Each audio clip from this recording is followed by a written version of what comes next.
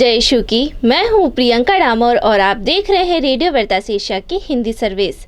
कलीसिया समाचार में आप सभी का स्वागत है। कलीसिया समाचारों में प्रमुख हैं: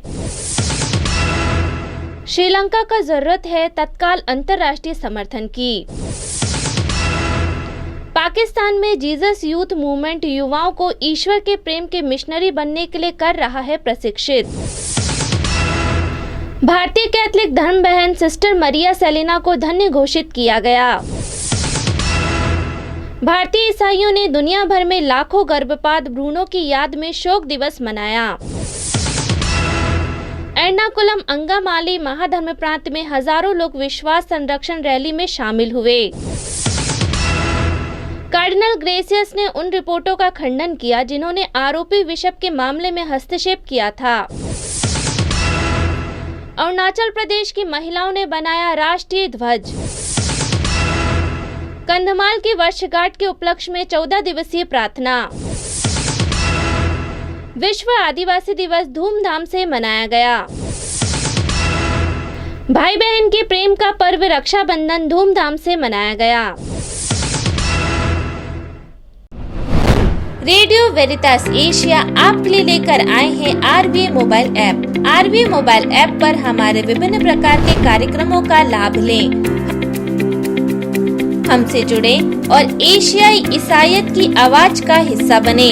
आज ही ऐप स्टोर एवं प्ले स्टोर से आरवीए मोबाइल ऐप डाउनलोड करें। अब जानते हैं समाचार विस्तार से। श्रीलंका को जरूरत है तत्काल अंतर्राष्ट्रीय समर्थन की। एशिया के ईसाई सम्मेलन द्वारा आयोजित 3 से 7 अगस्त को श्रीलंका का दौरा करने वाली एक विश्वव्यापी पास्टोरल एकजुटता टीम ने देश में गहरे आर्थिक संकट पर चिंता व्यक्त की। सदस्यों ने देखा कि अपंग राष्ट्र की मदद के लिए तत्काल अंतर्राष्ट्रीय हस्तक्षेप की सख्त आवश्यकता है, क्योंकि द्वीप राष्ट्र में अभूतपूर्व राजनीतिक अशांति और सामाजिक उथल पुथल जारी है। देश में चल रहे आर्थिक पतन और बिगड़ती स्थिति मुख्य रूप से उच्च मुद्रास्फीति, आवश्यक वस्तुओं की कीमतों में वृद्धि, बढ़ती भूख और कुपोषण, ईंधन की कमी, दवाओं की कमी, कानून और व्यवस्था में संकट, हिंसा में वृद्धि, गिरफ्तारी के कारण है और मानवाधिकारों और सामाजिक कार्यकर्ताओं की नजरबंदी देश को एक सामाजिक ज्वालामुखी बना रही है। पाकिस्तान में जीसस यूथ मूवमेंट युवाओं को ईश्वर के प्रेम के मिशनरी बनने के लिए कर रहा है प्रशिक्षित।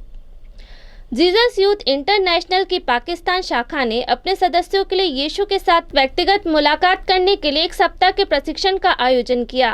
पाकिस्तान में जीसस यूथ इंटरनेशनल के राष्ट्रीय पुरोहित फादर केसर फिरोज ने कहा, युवा कैथोलिक के रूप में हम यीशु के मिशनरी शिष्य हैं, जिन्हें उपचार और जीवन के नवीनीकरण के मिशन के लिए बुलाया गया है। हम यीशु के हाथ और पैर हैं। हम युवाओं के प्रति जोश और प्रतिबद्धता के साथ चलते हैं, ईश्वर के प्रेम और दया की घोषणा करते हैं और ईसा मसीह की खुशखबरी का प्रसार करते हैं, ताकि उन्हें कैथोलिक विश्वास को विकसित करने और जीने में मदद मिल सके। पुरोहित ने खैबर पख्तूनख्वा प्रांत के एबटाबाद जिले के अयूबिया में लीड 2022 शिष्यवत प्रशिक्षण कार्यक्रम नामक 1 सप्ताह के प्रशिक्षण का आयोजन किया। भारतीय कैथोलिक धर्म बहन सिस्टर मरिया सेलिना को धन्य घोषित किया गया। 5 अगस्त को पॉप फ्रांसिस ने एक भारतीय धर्म बहन को धन्य घोषित किया, जो उनके संत होने के दूसरे चरण को चिन्हित करता है।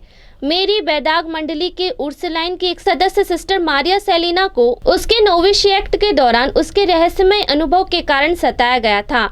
नोविशिएक्ट के वरिष्ठों ने कई लोगों के विरोध के बावजूद उसकी पवित्रता को पहचाना और कॉन्वेंट में रहने के 6 महीने के विस्तार के बाद 20 जून 1957 को अपने पहले व्रत को धारण कराया गया। अपने व्रत के लगभग तुरंत बाद वह बीमार हो गई, लेकिन उसकी बीमारी का पता नहीं चला और 1957 में दक्षिण भारत के एक शहर कन्नूर में अपने धार्मिक व्रत के ठीक 35 दिन बाद उसकी मृत्यु हो गई। भारतीय ईसाइयों ने दुनिया भर में लाखों गर्भपात भ्रूणों की याद में शोक दिवस मनाया। जीवन समर्थन कार्यकर्ता और ईसाई 10 अगस्त को नई दिल्ली में जीवन के लिए पहला राष्ट्रीय मार्च मनाने के लिए एकत्रित हुए।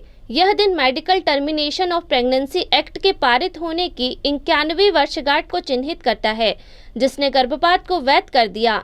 देश भर में करीब 100 लोग जंतर मंतर पर इकट्ठा हुए, जो सरकार द्वारा विरोध मार्च निकालने, गर्भपात के खिलाफ तख्तियां रखने, ईसाई भजन गाने और गर्भपात को समाप्त करने के लिए प्रार्थना करने के लिए आवंटित जगह थी। एक विश्व पुरोहित, धर्म बहन और सामान्य जन सहित प्रदर्शनकारियों ने दुनिया भर में लाखों गर्भपात भ्रूणों की याद में शोक का दिन मनाया। गर्भपात के बारे में जागरूकता बढ़ाने के लिए भारत में कैथलिक करिश्माई नवीनीकरण सेवाओं और दिल्ली कैथलिक करिश्माई सेवा के कम्युनियन द्वारा विरोध का आयोजन किया गया था। एर्नाकुलम अंगामाली महाधर्म प्रांत में हजारों लोग विश्वास संरक्षण रैली में शामिल हुए।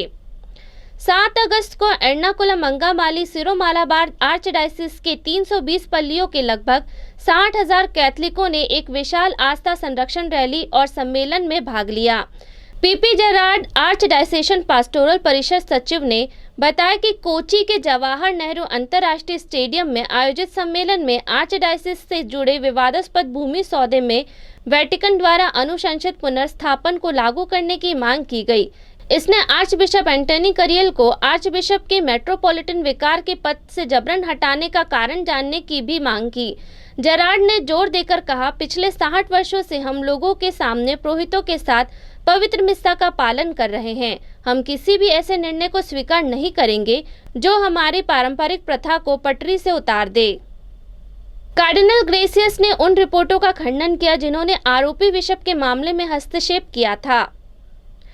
पोप फ्रांसिस के सबसे करीबी सलाहकारों में से एक कार्डिनल ओसवाल्ड ग्रेसियस ने उन खबरों का खंडन किया है जिसमें कहा गया था कि उन्होंने एक भारतीय बिशप पर चुपके से एक बच्चे के पिता बनने के मामले में हस्तक्षेप करने की मांग की थी।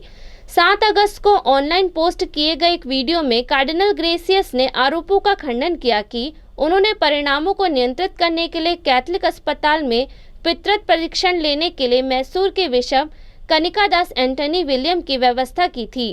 कार्डिनल ग्रेसियस ने कहा कि बिशप विलियम के साथ 2 साल पुरानी बातचीत से एक ऑडियो क्लिप जिसने हाल के हफ्तों में भारतीय कैथलिकों का ध्यान आकर्षित किया है, इसे गलत तरीके से संपादित किया गया था ताकि यह आभास हो सके कि कवर के लिए बिशप विलियम और मेरे बीच मिली भगत थी।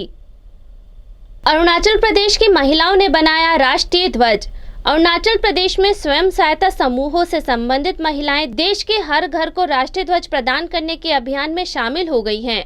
पश्चिम कामेंग जिले के भालुकोपोंग उपमंडल के अतिरिक्त सहायता आयुक्त को 1200 भारतीय झंडे या तिरंगे सौंपे गए। 15 अगस्त को भारत की स्वतंत्रता की 75वीं वर्षगांठ के अवसर पर हर घर तिरंगा अभियान के तहत महिलाओं के द्वारा झंडों को सिला गया। महिलाओं को कोहिमा क्षेत्र के जेसुइट सोशल एक्शन विंग द्वारा गठित और अनुप्राणित किया गया है। अनुमंडल पदाधिकारी द्वारा जेसुइट एनजीओ की महिला सदस्यों को राष्ट्रीय ध्वज सिलकर झंडा अभियान में शामिल होने के लिए आमंत्रित किया गया था। यह अभियान लोगों को भारत की स्वतंत्रता के 75वें वर्षगांठ को चिन्हित करने के लिए राष्ट्रीय ध्वज को घर लाने और इसे फहराने के लिए प्रोत्साहित करता है। कंधमाल की वर्षगांठ के उपलक्ष्य में 14 दिवसीय प्रार्थना। कंधमाल के लिए सत्य और न्याय के लिए चल रहे प्रार्थना अभियान को कंधमाल रक्तपात और उत्पीड़न की 14वीं वर्षगांठ से पहले 14 दिनों के लिए विशेष प्रार्थना के रूप में तैयार किया गया है। पूर्वी उड़ीसा राज्य के सुदूर कंधमाल जंगलों में सुनियोजित हिंसा के असहायक पीड़ितों के लिए सत्य और न्याय की मांग करने वाले एक अभियान की एंकरिंग कर रहे पत्रकार लेखक केंटो अक्कारा ने कहा, हमें प्रार्थना करने से कोई नहीं रोक सकता। 81 वर्षीय स्वामी लक्षा सरस्वती की हत्या के बाद रमणीय जंगल जिले में ईसाई लक्ष्य आग की लपेटों में घिर गए, जिनकी 23 अगस्त 2008 की जन्माष्टमी की रात कंधमाल में उनके आश्रम में रहस्यमय तरीके से गोली मारकर हत्या कर दी गई थी। हत्या को ईसाई साजिश बताते हुए हिंदू राष्ट्रवादियों ने तुरंत 2 दिनों के लिए जिग-जैग अंतिम संस्कार जुलूस में कंधमाल में मारे गए हिंदू नेता के शरीर को ईसाइयों से बदला लेने का आह्वान किया।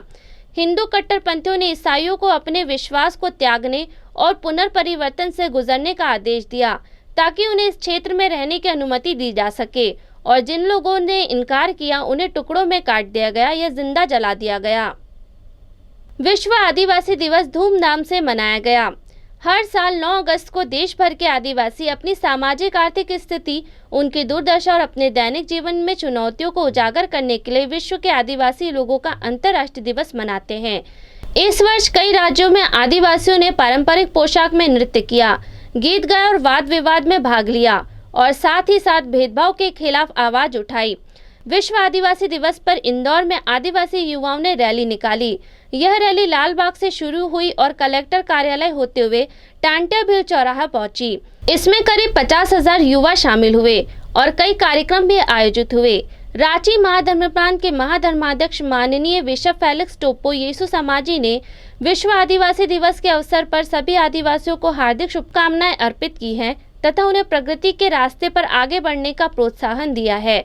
आदिवासी अध्ययन विभाग के प्रमुख फादर विंसेंट इक्का ने कहा, इस उत्सव का उद्देश्य आदिवासी संस्कृति, नृत्य कला, गीत, ज्ञान और ज्ञान को एक मंच पर लाना और विविधता में एकता को बढ़ावा देना है। भाई बहन के प्रेम का पर्व रक्षाबंधन धूमधाम से मनाया गया। गुरुवार को भारत सहित पूरे विश्व में भाई बहन के प्रेम के पर्व रक्षाबंधन को मनाया गया। देश में सभी धर्मों के लोगों ने रक्षाबंधन का यह पर्व उत्साह के साथ मनाया। पारंपरिक रस्मों को निभाते हुए बहनों ने भाई की कलाई पर रक्षा सूत्र बांधा और भाइयों से रक्षा का वचन लिया। बहनों ने शुभ मुहूर्त में पूजा का थाल सजाया, जिसमें कुमकुम, अक्षत, रक्षा सूत्र, मिठाई, सूखा नारियल रखा। इसके बाद भाई के माथे पर प्रेम का टीका लगाया और आरती उतारी और रक्षा सूत्र बांधा। बहनों ने अपने भाई की कलाई पर राखी बांधी और उनकी लंबी उम्र और कामयाबी की कामना की।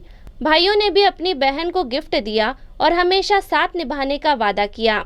इसी के साथ कलीसिया समाचार समाप्त हुए। अगली बार फिर मुलाकात होगी नई खबरों के साथ। नमस्कार। रेडियो वेरितास एशिया आपके लिए लेकर आए हैं RVA mobile app. RVA mobile app पर हमारे विभिन्न प्रकार के कार्यक्रमों का लाभ लें, हमसे जुड़े और एशियाई ईसाईयत की आवाज का हिस्सा बने।